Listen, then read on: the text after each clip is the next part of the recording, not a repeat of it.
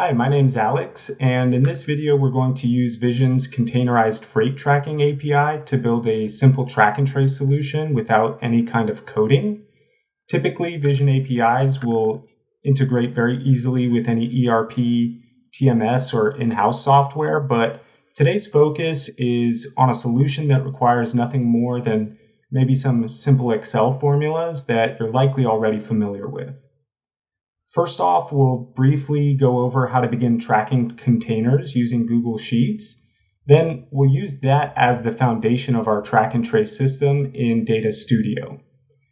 If the contents of this video might be helpful to you or your business, you can head over to vizionapi.com to get started. So without further ado, let's take a look at our no-code workbook. And this is what we'll see when we first get set up here. You'll notice off the bat three main tabs, which I'll get into in just a moment. We have the Containers tab, which is where we will see a very high-level overview of all of the containers that we're actively tracking. And this is where we'll subscribe from and unsubscribe from any containers. So we'll go ahead and get started with tracking a few containers. I'll just post in the container ID and the carrier codes for each of these. Then I'll head up to the top menu bar and select Vizion Tools and Subscribe to Containers. And once I select that, we'll start posting to the API that we want to start receiving information and updates on all of these containers. And all of these updates will start posting over to my flattened JSON tab. This tab here is going to represent all of the updates for any and all of my active containers.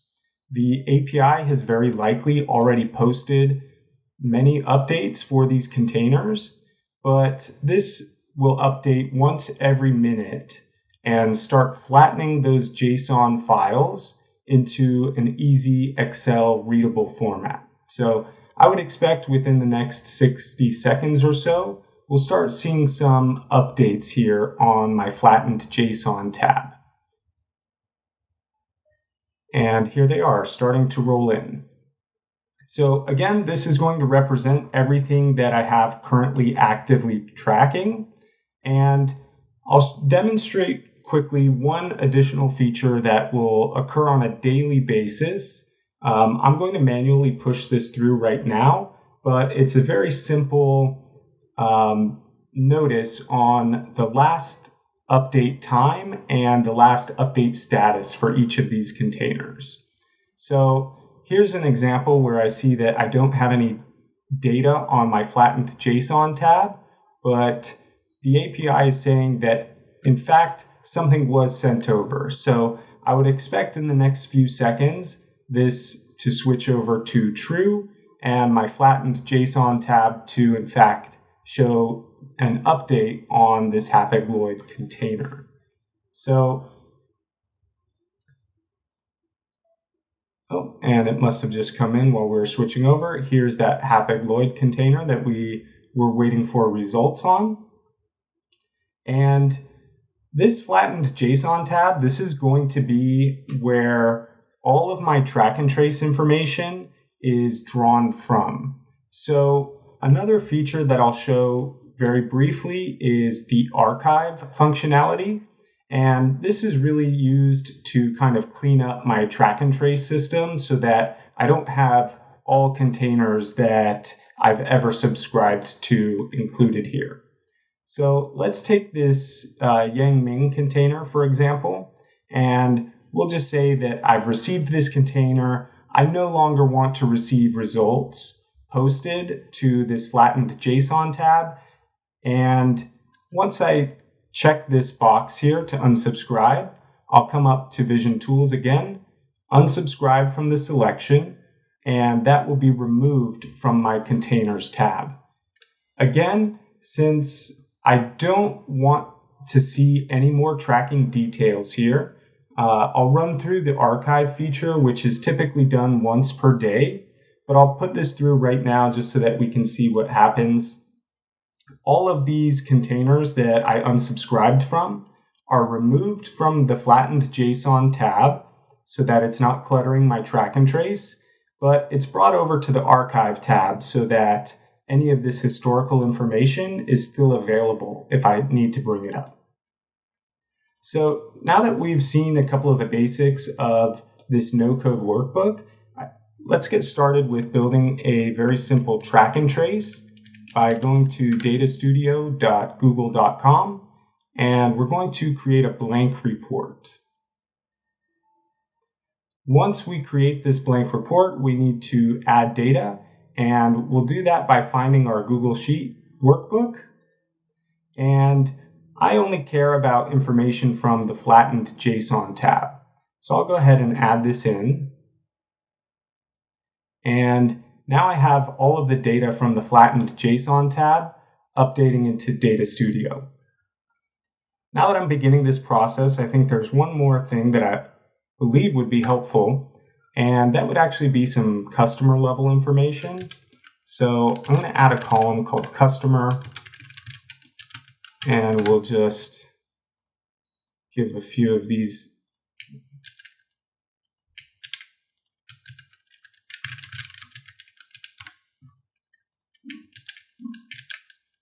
Okay, and I'll also want to bring in this customer information onto the flattened JSON tab.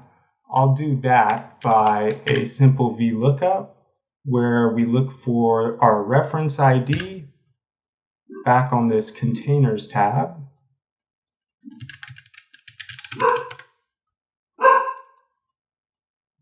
And now we have our customer information included. So we'll go ahead and bring this down. And we now have customer information that'll be included on our track and trace website or track and trace tool. So I don't see the customer information over here. What I'll do is come over to Manage Added Data Resources. We'll come into Edit, and I want to refresh the fields. You can see that we now have the customer field included. We'll hit Apply, and we should be good here. There's another piece of information that I think would be useful to have at a glance, and that is just the age of each event. So how many weeks from today the event either has already occurred or is planned to occur. So I'll do that by going to Add a Field. We'll just call this Event Age, and I want the absolute value because I don't want to deal with negative values if there was a date in the future. We'll use the built-in date time difference function, and we'll just get the difference from the event timestamp to today, and we will see this in weeks. I'll hit save.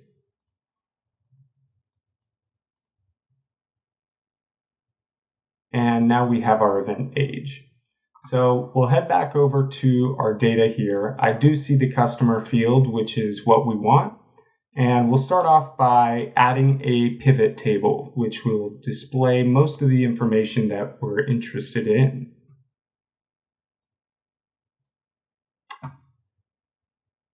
So I'm not going to deal with any columns right now. I'll just remove this. And I think the best way to break out this information is at the customer level. So I'll go ahead and replace that reference ID with customer.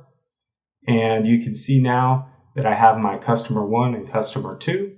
But I also want to see some more information. I want to see the container ID,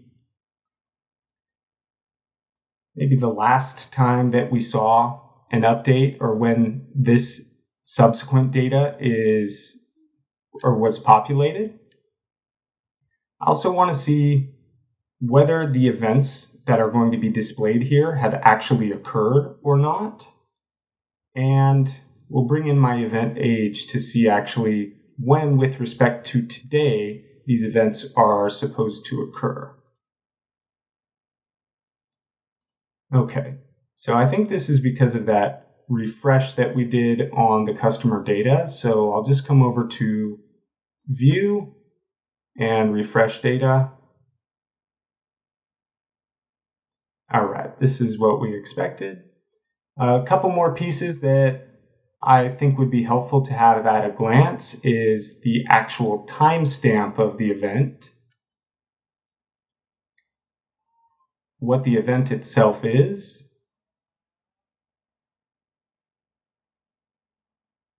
and let's get the location of the event.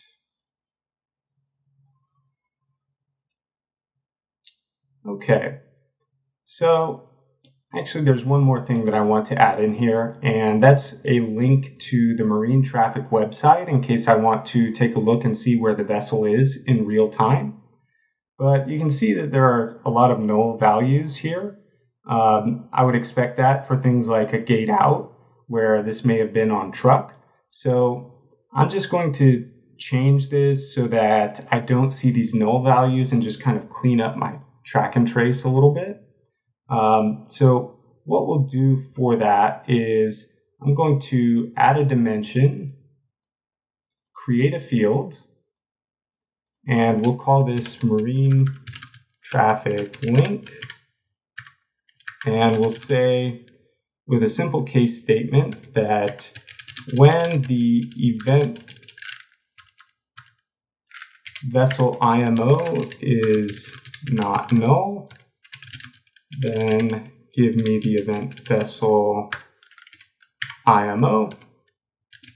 Otherwise, I don't need to see anything. And we'll end that statement and just make sure to make this a URL. So we'll hit apply here. And now instead of seeing those null values, it's just blank. And this is easily linked, so I can click here and take a look at where the vessel is in real time through marine traffic. So now I have the basics of what I want to see on my track and trace included here. There's a couple more things that I want to do just to kind of clean this up. I really only care about the event that occurred most recently and the next event that is planned to occur. So I don't care about these gate in at origin port and these gate in full events that took place 14 weeks ago. Really, I just want to see the last thing that happened. So we'll go ahead and go through, clean some of this up a little bit. And we'll start doing that by some of our sorting that we see here. The first thing that I want to do is just make sure that my customer is sorted alphabetically. And I think we'll also sort my container ID alphabetically. That way I can relatively easily just scroll through here. And again, this is pulling all of the information off of my flattened JSON tab. And this will continuously post updates as they occur. So we might see a little bit of redundant information as new updates are posted. I really only want to take a look at the most recent update that we have seen. So I'm going to change some of the filtering on row 3, which is my update created at. And I want to go by the update created at. And I do want that in descending order, but I only want to see one of the most recent update created ats. Next row that I have here is my planned flag, and I only want to see, that's my 4th row. So my event planned flag, I only want to see 2 rows, so 1 true and 1 false for each of these. Again, the true represents an event that is expected to occur, and false represents an event that has already occurred. So in 2 weeks on November 23rd, we're expecting vessel arrival at the destination port. And then we see 4 weeks ago, there were a few events, 5 weeks ago and 3 weeks ago, but I only care about the event that occurred most recently. So I'll continue down, and on row 5, which is my event age, I'd like to see this in ascending order. So now I only have the most recent event that occurred. And I only want to see 1 row for each of those. Here I can see there's an instance where I have 2 events that are planned to occur on the same day. I think this is okay, but for the purposes of my track and trace, I'm going to limit this so that I only see 1 event per day. And so we'll do that by coming over to my event timestamp, which is in row 6. We'll sort these in descending order as well, and I only want to see 1. So now I have 1 true and 1 false, so 1 planned event and 1 actually occurred event for each of my containers. I think that this is okay for my track and trace that we'll be using. But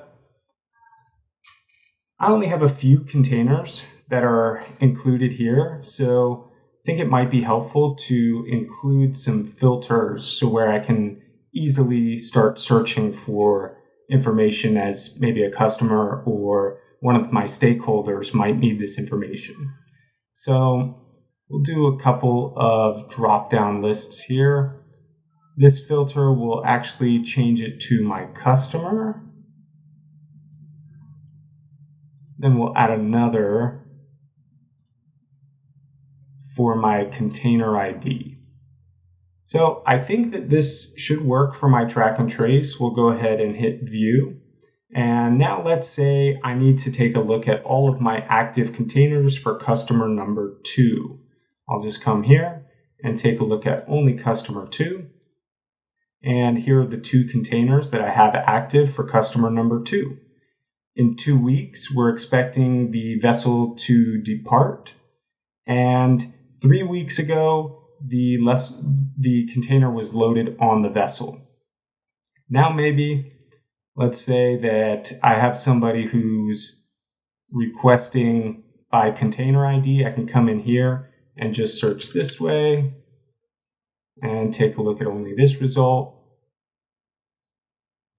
And this is everything that I'm actively tracking through all carriers, all of my customers, pretty easily searchable and all in one place.